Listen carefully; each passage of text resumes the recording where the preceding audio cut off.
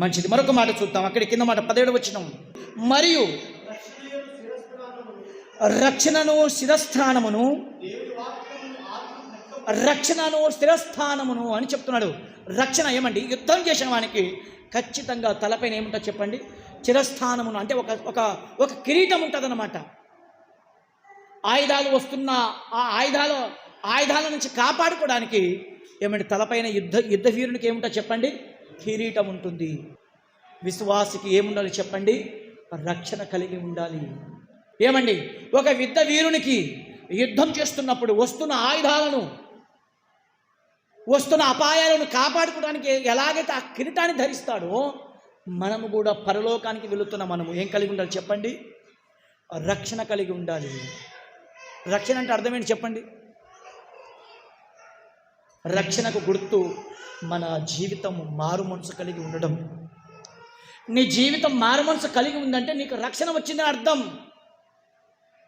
రక్షింపబడేవాడు లోకానికి వేరుగా ఉంటాడు.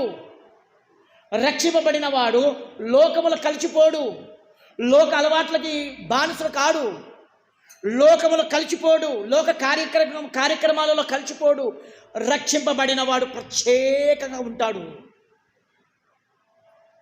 దేవుడు నాకు ముందుగానే జగత్ పునాది వేయబడక మునిపే నాకు దేవుడు రక్షించుకున్నాడు. ఆనాడు ఆయన రక్షించుకున్నాడు కాబట్టి ఈనాడు నేను రక్షింపబడ్డాను. ఆయన నా కొరకే రక్తం కార్చాడు, నేను రక్షింపబడిన వాడని. నాకు రక్షణ ఇచ్చాడు దేవుడు, మారు మనసు ఇచ్చి, రక్తం ఇచ్చి. నా దేవుడు నాకు రక్షణ ఇచ్చాడు అని ఎవరైతే నిశ్చయిత కలిగి ఉంటారో ఏమండి ఖచ్చితంగా తన జీవితము అమూల్యంగా మారిపోతుంది. ప్రేమైన దేవుని వాళ్ళరా, ఆ పెళ్లిలో ఒకప్పుడు ప్రభుడు నమ్ముకున్న ఆయన, బాప్టిజం తీసుకున్న ఆయన మొన్ననే తిరుపతి కొండకు వెళ్ళి గుండు కొట్టించుకుని వచ్చాడట. బాప్టిజం తీసుకొని ప్రభుడు నమ్ముకొని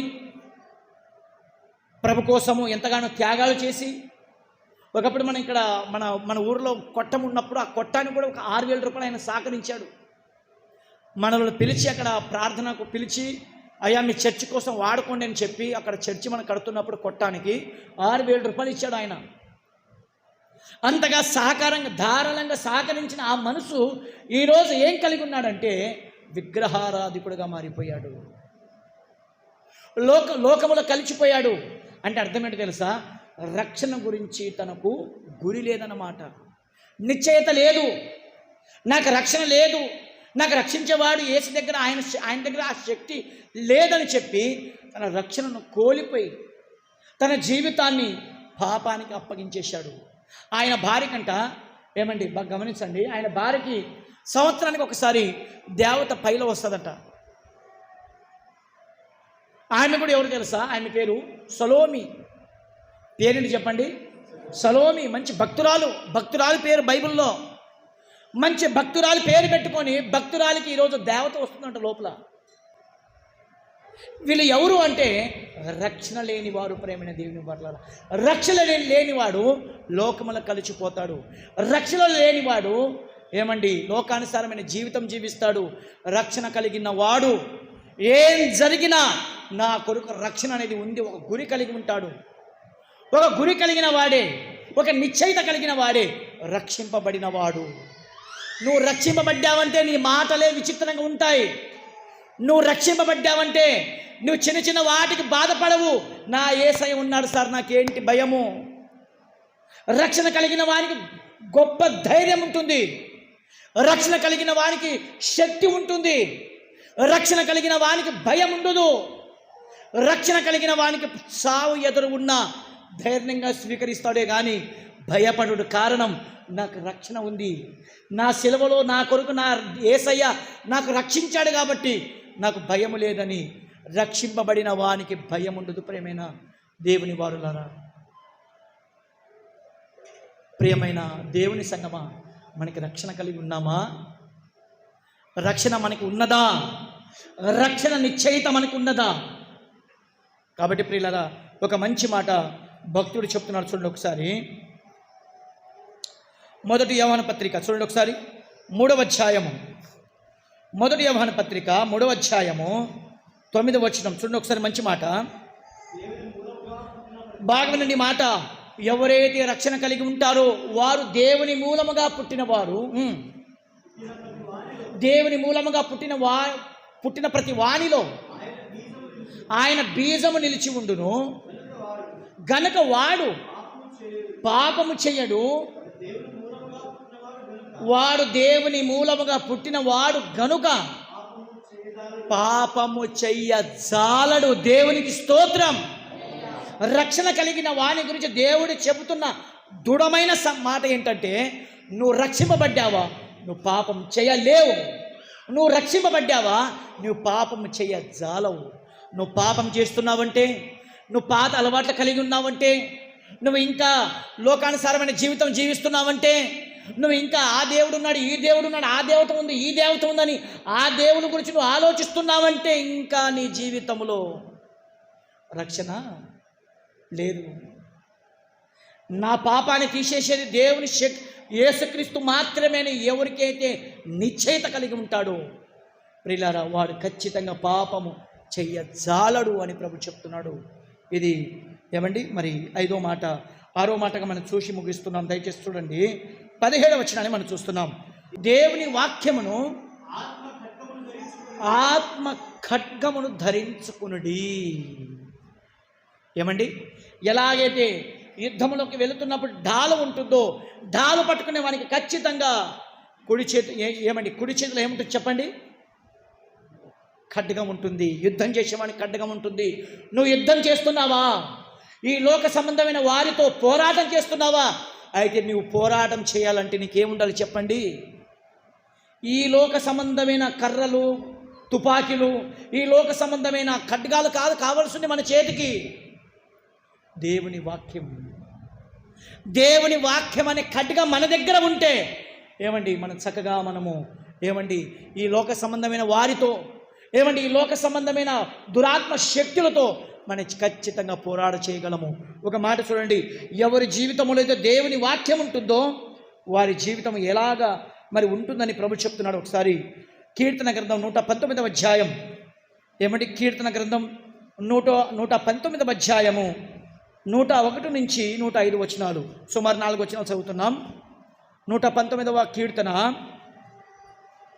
101 నుంచి 105 వచనం వరకు. నేను నీ వాక్యం అనుసరించినట్లు దుష్ట మార్గమును అన్నిటిలో నుండి నా పాదములను తొలగించుకొనుచున్నాను. వాక్యం ఏం చేస్తుందంటే ప్రియులారా, దుష్ట మార్గాన పోనీయకుండా నిన్ను కాపాడుతుంది. వాక్యం నిన్ను ఏం చేస్తుంది? నువ్వు వాక్యం చాలా జాగ్రత్తగా వినేవాడుగా ఉంటే, చదివేవాడుగా ఉంటే, నేర్చుకునేవాడుగా ఉంటే ఈ వాక్యం నీకు ఏం చేస్తుందంటే దుష్ట మార్గమున పోనీయకుండా నిన్ను కాపాడుతుంది. నువ్వు దుష్ట మార్గంలో వెళుతున్నావంటే అర్థం ఏంటో తెలుసా? నీలో వాక్యము లేదని. నువ్వు పాప మార్గంలో వెళుతున్నావంటే అర్థం ఏంటో తెలుసా? నీలో దేవుని వాక్యానికి చోటు లేదని. కాబట్టే నువ్వు ఆ మార్గాన్ని అనుసరిస్తున్నావు. మరొక మాట, కింద మాట 102. నువ్వు నాకు బోధించితివి గనక నీ న్యాయ విధుల నుండి నేను తొలగక ఉన్నాను. అంటే దేవుని వాక్యము న్యాయమేంటో, మంచిదేంటో, అన్యాయం ఏంటో నీకు నేర్పిస్తుంది. ఒక దుష్ట మార్గం నుంచి పోనీకుండా కాపాడుతుంది. రెండోది నీకు న్యాయం ఏంటో నీకు నేర్పిస్తుంది. 3వ వచనం 103.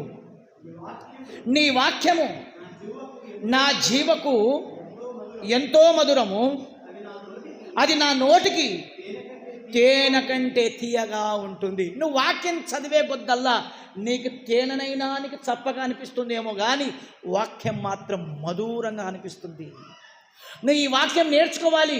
నువ్వు నేర్చుకున్నంత వరకు, చదివేంత వరకు ఈ వాక్యం నీకు తీపిగా కనపడుతుంది, ఆరోగ్యకరంగా ఉంచుతుంది, నీకు ఆనందంగా ఉంచుతుంది, ఆహ్లాదకరంగా నీ జీవితాన్ని ముందు కొనసాగిస్తుంది. తర్వాత మాట, నీ ఉపదేశము వలన నాకు వివేకము కలిగెను. అంటే దేవుని వాక్యం వలన నీకు జ్ఞానాన్ని కలిగిస్తాడు దేవుడు. నీకు లోకములో ఉన్న జ్ఞానము బస్తాలుగా ఉండవచ్చేమో. లోక జ్ఞానము నీకు దేవుని రాజ్యానికి చేర్చదు. లోక జ్ఞానము ఇది వెర్రితనము. దేవుడు చెప్తున్నాడు, నా ఉపదేశం వింటే నీకు జ్ఞానాన్ని కలిగిస్తాను, నా ఉపదేశం ఉంటే నీకు భక్తిని కలిగిస్తాను. ఏమండి, మూడోది నాలుగోది ఏంటంటే దేవుని వాక్యం విన్న వారికి దేవుడు జ్ఞానాన్ని కలిగిస్తాడు అని చెప్తున్నాడు. దేవుని వాక్యాన్ని చదివేవానికి దేవుని జ్ఞానం ఇస్తాడని ప్రభు చెప్తున్నాడు.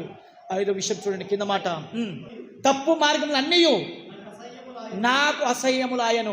దేవుని వాక్యం నేర్చుకున్నవాడు మార్గాలన్నీ, ఆ మార్గంలో స్నేహితులు ఉన్నారా, ఆ మార్గంలో బంధువులు ఉన్నారా, ఆ మార్గంలో తల్లిదండ్రులు ఉన్నారా, ఆ మార్గంలో పిల్లలు ఉన్నారా, ఆ మార్గంలో భార్య ఉందా, ఆ మార్గంలో భర్త ఉన్నాడా, ఆ మార్గంలో ఎవరు ఉన్నా దేవుని మార్గంలో ఉన్నప్పుడు అన్ని మార్గాలు నీకు అసహ్యంగా కనపడతాయి.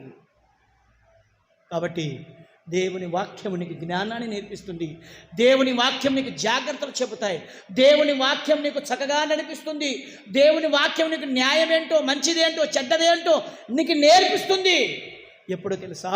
నువ్వు ప్రతిరోజు చదువుకుంటున్నప్పుడు, నువ్వు ప్రతిరోజు వాక్యాన్ని వింటున్నప్పుడు, నువ్వు ప్రతిరోజు ధ్యానిస్తున్నప్పుడు నువ్వు బలమైన శక్తిని పొందుకుంటావు, నువ్వు బలమైన దేవుని ఆత్మను పొందుకుంటావు. ఎప్పుడో తెలుసా? దేవుని వాక్యాన్ని నేర్చుకుంటున్నప్పుడు. కింద మాట బాగా వినండి మాట, భక్తుడు చెప్తున్నాడు, నీ వాక్యము నా పాదములకు దీపం, నా త్రోవకు వెలుగై ఉన్నది. దేవునికి స్తోత్రం. దేవుని వాక్యం అంట మానవుని పాదములకు దీపం.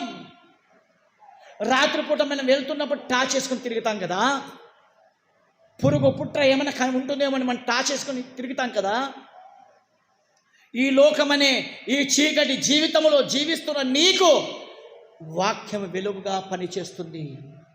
నువ్వు ఏ మార్గంలో వెళ్ళాలో వాక్యం చెప్తుంది, నువ్వు ఎవరిని అనుసరించాలో వాక్యం చెప్తుంది, నువ్వు ఎవరి ప్రకారంగా జీవించాలో వాక్యం చెప్తుంది. వాక్యం చదివినంత వరకు, వాక్యం విననంత వరకు, వాక్యాన్ని నేర్చుకున్నంత వరకు నువ్వు అజ్ఞానంలోనే ఉంటావు. నీకు మంచిదేదో చెడ్డదేదో నీకు తెలియదు. నువ్వు పాపంలో జీవిస్తావు, నువ్వు లోకానుసారంగా జీవిస్తావు, నువ్వు లోకములో కలిసిపోతావు. ఎప్పుడో తెలుసా? వాక్యము లేకున్నప్పుడు. ప్రియులారా, గమనిస్తున్నారా? దయచేసి ఈ పోరాటం మనం చేయాలి. ఈ పోరాటం చేస్తే ఏ కిరీటం లభిస్తుంది చెప్పండి ఇప్పుడు? అమ్మయ్య, అక్షయ కిరీటం ధరించాలంటే ఇంత పోరాటం చేయాలి. అట్టి కృప దేవుడు మన సంఘం అంతటికి దయచేయునుగాక. దేవునికి స్తోత్రం. ప్రార్థన చేసుకుందాం. దయచేసి అందరు కళ్ళు మూసుకుందాం.